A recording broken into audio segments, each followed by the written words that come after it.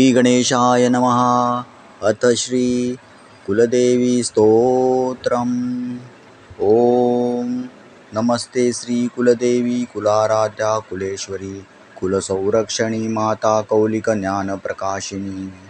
वंदे श्री कुलपूजा कुलांबा कुलरक्षिणी वेदमाता जगन्माता लोकमाता हितेशिनी।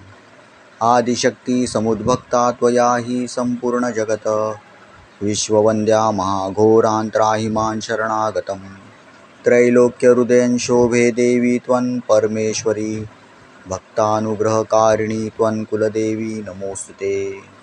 महादेव प्रियंकरी बालानां हितकारिणी कुलवृद्धिकरी माता त्राहि मां शरणागतं।